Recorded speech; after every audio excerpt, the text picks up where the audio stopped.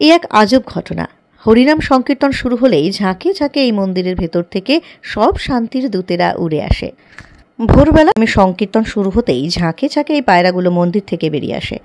তারপর ওরা হরিনাম শোনে এবং সকালের খাবার গ্রহণ করে আবার মন্দিরে ফিরে যায়। দুপুর হতেই ওরা আবার ভগবান শ্রীকৃষ্ণের ভোগ সংকীর্তন শুনলেই মন্দির থেকে বেরিয়ে আসে, হরিনাম শোনে এবং খাবার গ্রহণ করে। সূর্য ডোবার আগে আবার ওরা মন্দিরে ফিরে যায়। এভাবেই বছরের পর বছর ধরে চলে আসছে শিলিগুড়ি শক্তিগড়ের কেশব গোস্বামী গৌরীয় মঠে। শৃঙ্খলা মেনে পায়রাগুলো হরিনাম সংকীর্তন শোনা এবং খাবার গ্রহণের মধ্যে সেই মঠের বৈষ্ণব ভক্তরা এক অন্যরকম ঈশ্বর অনুভূতি বা ঈশ্বরের অস্তিত্ব অনুভব করেন। মঠে বিভিন্ন সময় উপস্থিত হওয়া ভক্তরাও এই ঘটনায় বিস্মিত হয়ে যান এবং তারা রাধাকৃষ্ণের সেবা করার অঙ্গ হিসেবে পায়রাগুলোর জন্য খাবারের বন্দোবস্তও করেন। কথায় আছে, বিশ্বাসে মেলায় বস্তু, তর্কে বহুদূর। ঠাকুর শ্রী রামকৃষ্ণ পরমহংসদেব বলে গিয়েছেন, যত্র জীব তত্র শিব। স্বামী বিবেকানন্দ বলে গিয়েছেন, জীবে প্রেম করে যেই জন সেই জন সেবিছে ঈশ্বর। সম্প্রতি দোল পূর্ণিমাতে আমরা শ্রী চৈতন্য মহাপ্রভুর আবির্ভাব তিথি উদযাপন করলাম। সেই শ্রী চৈতন্য মহাপ্রভু বলে গিয়েছেন, জীবে প্রেমের মাধ্যমে আসল অভীষ্ট পূর্ণ হয়। সকলের প্রতি ভালোবাসা প্রদান না করলে কখনো আমরা ঈপ্সিত লক্ষ্যে পৌঁছতে পারবো না। অর্থাৎ বিভিন্ন সময়ে বিভিন্ন মহাপুরুষেরা তাদের কৃচ্ছ সাধনা এবং ত্যাগ তথা যোগের মাধ্যমে বারবার তাদের উপলব্ধি জানিয়ে গিয়েছেন যে যেখানেই প্রাণের অস্তিত্ব সেখানেই ঈশ্বরের অবস্থান। অর্থাৎ গাছপালা, পশু পাখি, কীট পতঙ্গ এবং শ্রেষ্ঠ প্রাণী মানুষ সকলের মধ্যেই ঈশ্বরের অংশ আত্মা অবস্থান করে। জড়বাদীরা ঈশ্বর, আত্মা, পরমাত্মার অস্তিত্ব স্বীকার না করলেও এই বিশ্ব যে এক শক্তির খেলায় চলছে তা স্বীকার করেন। অণু পরমাণু থেকে সূর্য, চন্দ্র, এই সৌরজগৎ থেকে আরেক সৌরজগৎ, নক্ষত্রদের চলাফেরা সব কিছুই যে এক শক্তির টানে চলছে তা কিন্তু স্বীকার করেন। অভিকর্ষ, মহাকর্ষ শক্তির কথা স্বীকার করেন জড়বাদী বিজ্ঞানীরা। কিন্তু আত্মা কি? মৃত্যুর পর কি সব শেষ? এইসব প্রশ্নের উত্তর দিতে গিয়ে জড়বাদীরা তা স্বীকার করেন না। তাদের বক্তব্য, কোনো প্রমাণ তারা পাননি আত্মার অস্তিত্ব সম্পর্কে। আর এখান থেকেই ভারতীয় দর্শন বা আধ্যাত্মবাদীদের যাত্রা শুরু হয়। যাই হোক, সেই সব এক গভীর আলোচনার বিষয়। আমাদের খবরের বিষয় হলো একদল পায়রা। আজ নেট যুগে যোগাযোগ ব্যবস্থা খুব উন্নত, কিন্তু প্রাচীন যুগে এই পায়রার সাহায্যেই চিঠি আদান প্রদান চলত। উড়তে উড়তেই কিন্তু পায়রা অনেক দূরের জিনিস সহজে দেখতে পায়। দৃষ্টিশক্তি অত্যন্ত প্রখর পায়রার। জ্যোতিষী এবং আধ্যাত্মিক ব্যক্তিরা বলেন, কোথাও পায়রার বাসা হওয়া মানে সেই স্থানে দেবী লক্ষ্মীর ভক্তি রয়েছে। সম্পদের দেবী লক্ষ্মীর বিশেষ আশীর্বাদ বহন করে বলে পায়রাকে অত্যন্ত পবিত্র একটি পাখি বলে চিহ্নিত করেন অধ্যাত্মবাদীরা। শান্তি, প্রেম এবং সৌভাগ্যের প্রতীক হিসেবেও পরিচিত পায়রা, বিশেষ করে সাদা পায়রা। শান্তির প্রতীক সাদা পায়রা বাড়িতে সুখ সমৃদ্ধি নিয়ে আসে বলেও বিশ্বাস করা হয়। বাস্তুশাস্ত্র বিশারদরা দাবি করেন, পায়রা মা লক্ষ্মীর একজন পরম ভক্ত। তাই যেখানে পায়রা থাকে সেখানে ইতিবাচক শক্তি বিরাজ করে। একটা সময় পরম শক্তিমান সব রাজা পায়রার মাধ্যমে বার্তা পাঠাতেন। জ্যোতিষশাস্ত্রের লোকেরা বলেন, পায়রাকে খাওয়ালে ভাগ্য কুণ্ডলিতে বৃহস্পতি এবং বুধের অবস্থান শক্তিশালী হয়। পায়রা এমন একটি পাখি যার মধ্যে অশুভ শক্তিকে দূর করার ক্ষমতা রয়েছে। শিলিগুড়ি শক্তিগড় কেশব গোস্বামী গৌরীয় মঠের মঠাধ্যক্ষ মাধব মহারাজ বলেন, সব জীবের মধ্যেই ভগবান শ্রীকৃষ্ণ বিরাজ করেন। সেই জন্য বৈষ্ণব ধর্মাবলম্বীরা জীব হত্যার বিরোধী। সেই জন্য তারা নিরামিষ খাদ্য গ্রহণ করেন। আর পায়রা তো শান্তি এবং লক্ষ্মীনারায়ণের দূত। তাদের মন্দিরে শ্রীকৃষ্ণ নাম হলেই পায়রাগুলো মন্দিরের ভেতর থেকে নেমে আসে।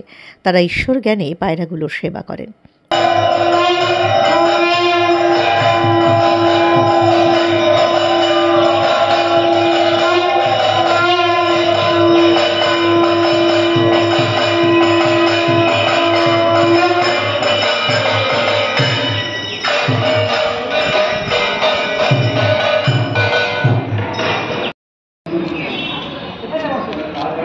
আর লিখতে হবে না, একটু সেভ করে নিলেই হবে নাম্বারটা একবার।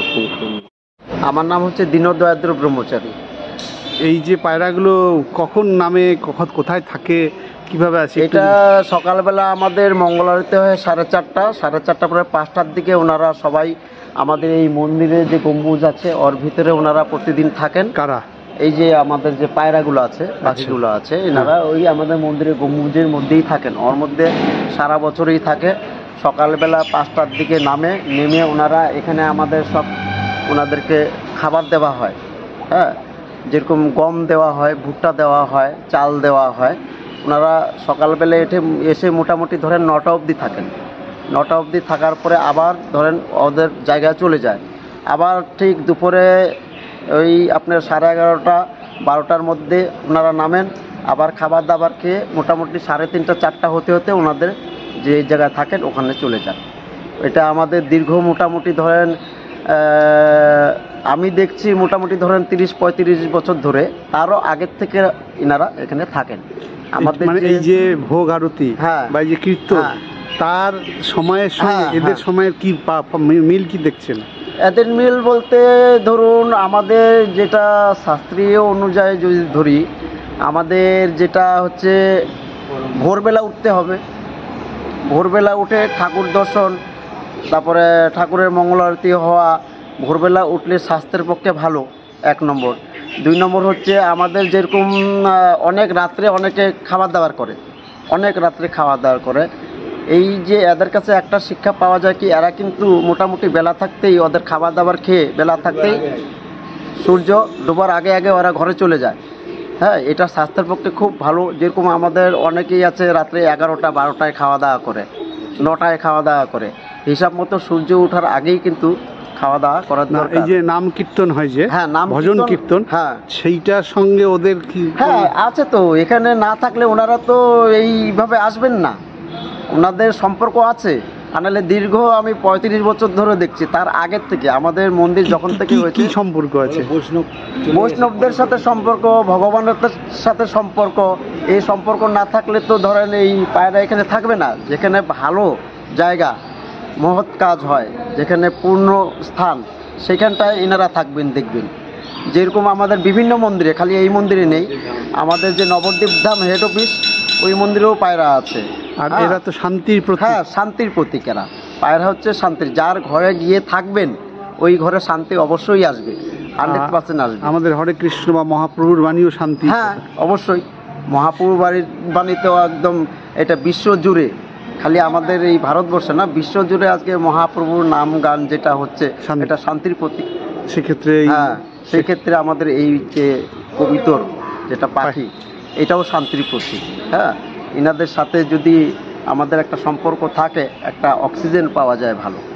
প্রণাম প্রণাম। হরে কৃষ্ণ, হরে কৃষ্ণ।